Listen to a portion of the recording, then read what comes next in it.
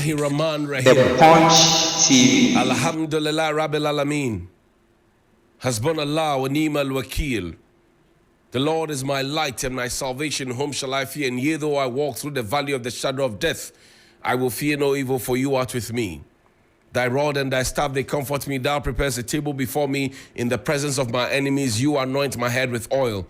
My cup runneth over, and surely goodness and mercy shall follow me all the days of my life, and I will dwell in the house of the Lord forever and ever. Amen. Assalamu alaikum. I want to begin the conversation by guiding you through what a young man went through. A young man who belongs to the middle class, what he went through. He, in some years back, no, just pull up the Facebook, post for me so that we can go through it. A Facebook post sharing how much he bought a car battery for. A Facebook post sharing how much The he bought a car Punch battery TV. for. Now, this man on Facebook is known as Jonathan A. Syme. He says, I bought the Bosch battery I am currently using 2 years ago at 630 Ghana cedis. This same battery, as at today, is going for 1,600 Ghana cedis. I bought the previous one in 2020 for 500 Ghana cedis. So from 500 Ghana cedis in 2020 to 630 Ghana cedis in 2022, and now to 1,600 cedis in 2024. I go over it. I bought the Bosch battery I'm currently using 2 years ago at 630 Ghana cedis. This same battery, as of today, is going for 1,600 Ghana cedis. I bought the previous one in 2020 for 500 Ghana cedis.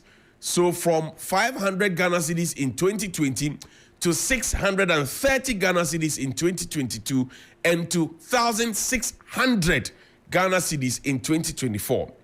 Does that mean that we will buy the same battery for 2,400 cedis in 2024, given that we use 150% increase in price?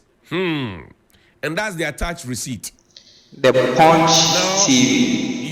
you want to pause and ask yourself, keep this on. So when we are told that inflation has dropped and we are being showed all manner of figures, this man, who is also a member of the middle class, he's a family man, he says he bought a car battery in 2020, even in the COVID era, for 500 Ghana cedis. And then 2 years after, because he has a habit of changing his battery every 2 years, he bought it for 630 cedis. Then fast forward to 2 years after that, he's now been told to buy it at 1,600 Ghana cedis. Put a pro forma invoice for me.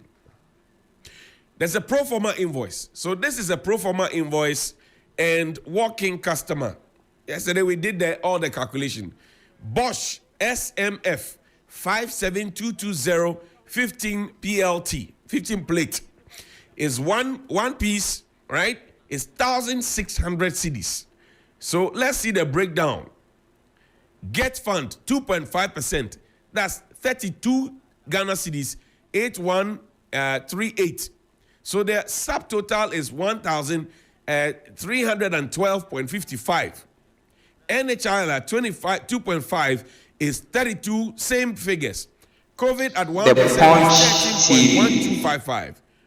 Subtotal and levies is 1,391.303. VAT 15%. 208 Ghana cedis, 69.55.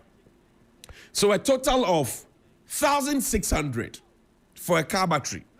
A car battery that cost 500 cedis in 2020. And he's asking the cogent question. So in 2026, will we buy it at 2,400 cedis? Come to me. That has been the bane of many young people. But when you talk about these things, they tell you, inflation has come down. And we brought inflation down from 50-something% to 20-something%. Then the question I ask is, who took the inflation from wherever it was to 50-something%? Who? Was it me or my son Kuku or Brimpong? Who did it? Who took inflation from wherever to wherever? Then we will be told that, oh, we are turning the corner. We are getting out of the woods. I am buying a car battery that I bought in 2020 for 500 Ghana cedis at 1,600 cedis in just 4 years apart. And you are telling me that you are turning the corner. Which corner are you turning? Which corner are you really turning? Which corner?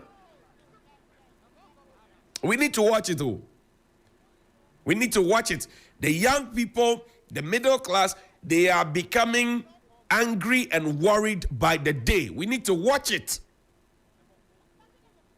And we cannot be explaining away their issues with English and downplaying it and ridiculing them and forcing them into partisan clothing.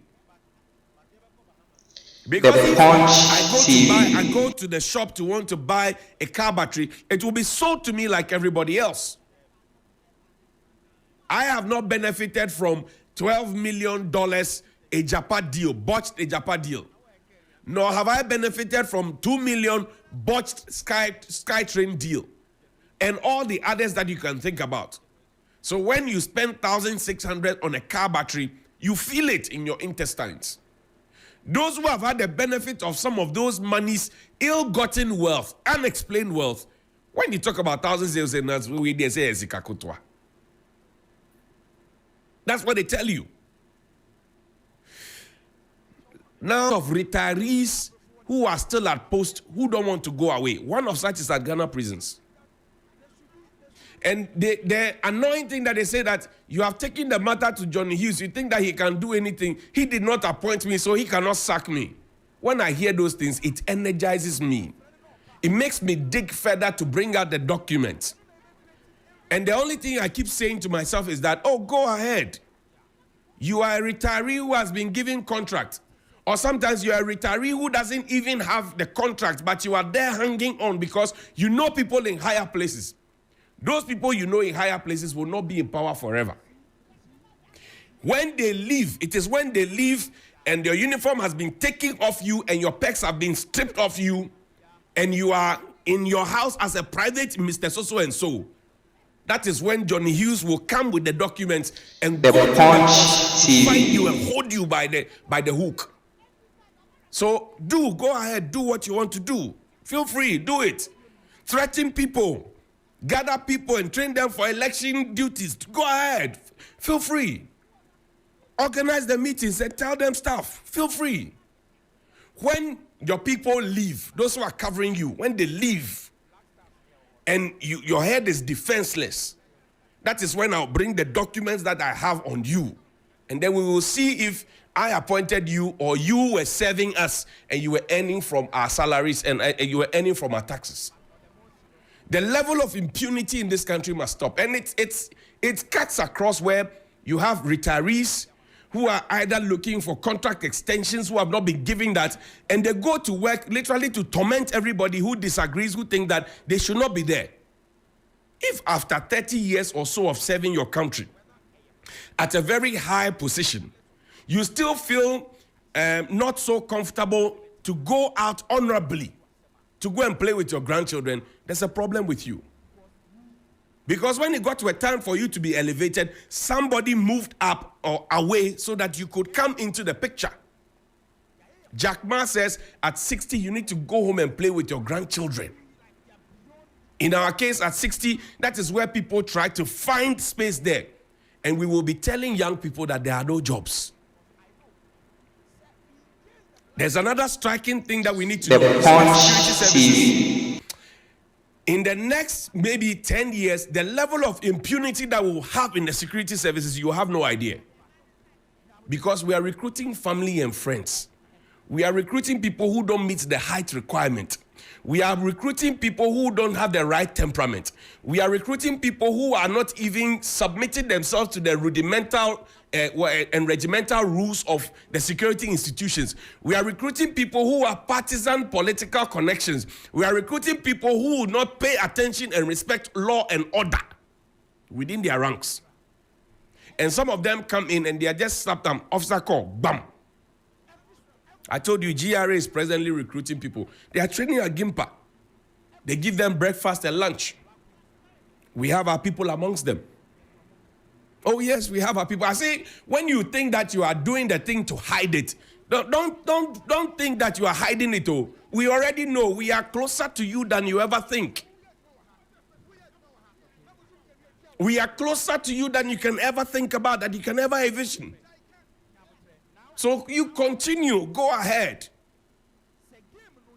Everybody has been talking about Reverend Amis Adai, that he is an old man. He doesn't have a contract. He's still at post. When you enter GRA, you see their top people. You see old women, old men at the top.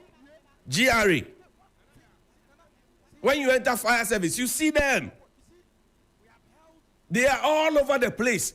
And the painful part is that they are the ones who the churches will invite to come and say, Harvest Committee Chairman. Then they'll come and sit there, big man, and they'll be giving money. And they are not even ashamed that the young people that they are trying to impress with these monies, The Punch if the young people had jobs, they would not necessarily be called to be Harvest Committee Chairman. The young people too can pull resources together to also help their churches and individuals and pay for their little brothers and sisters to also go to school.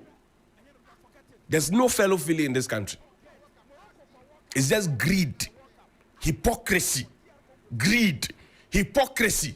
That is what we have in this country. Take me to Konfanoshi Teaching Hospital. I'm sure you will also have heard about dialysis situation at Kolebu. The truth is that we at Konfanoshi presently have, I usually say 1.5 dialysis machines. And it's because one is working at full capacity, the other is working at fault. And so what it means is that we are no longer able to receive patients from outside for dialysis. So the dialysis in this hospital is restricted to patients who are within the hospital. One of the most difficult calls I have had to make as a chief executive was when I was approached by my medical director and who posed a question as to whether or not he was okay to send patients who needed dialysis to private facilities for dialysis. As difficult as that call was, it had to be made because we do not have sufficient dialysis machines. And Mr. Minister, the truth is that for each dialysis session, it takes 4 hours. And so what it means is that if you have 2 dialysis machines in-house and you have, say, 5 patients who need dialysis, what it means is that if God does not intervene, then by the time he gets to the turn of the 5th person, he probably would have popped off. That's the boss at Konfanoshi Teaching Hospital. Did you hear what he said? It brings me back to what the expose I did at the Kolebu Teaching Hospital, the renal department, the 4 million Ghana cedis that was owed, how the place was shut down. 19 people died because they couldn't afford. And Kolebu at the time was even charging illegal fees that had not been approved by Parliament. It took us to show receipts because the CEO told lies through his teeth that it has not started. We showed receipts on the show, because we took people through it and we paid monies for people to be able to go through it so we can have the evidence. Because sometimes when they make the calls and they tell people in higher places, they say, but so me, I like hardcore evidence to hold the paper, to hold the video. I've told you that in the past, some senior journalists used to tell us stories in our lecture halls without evidence, and we believed them. Today, they have turned around. They said the kind of journalism we are practicing is not top-notch. We who are showing video and documents and pictures. Same thing, Konfanoshi Teaching Hospital, such an embarrassment to us as a country. How much does a dialysis machine cost? How much? $60,000, $80,000. How much did we spend on the National Cathedral without approval from Parliament? How much? And you have those same set of people coming to you to come and campaign to tell you. I mean, I see Dr. Joyce on the campaign. She's advising. What are you advising? Professor Pokunyina, what are you advising? Reverend Kusi Boateng, double identity. What are you advising? National Cathedral. I see a Japa deal, $12 million. So where is our nationalistic thinking? Where is it? The nationalistic The thinking. Punch TV.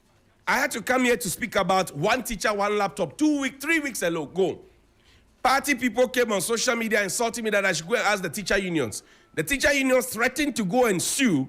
And yesterday, I got the information that they have started the distribution of the laptops. And I asked myself, so if you had the laptops, why do I have to come and stand here and talk about it and show that you are going to be sued before you move to go and share the laptops? Why?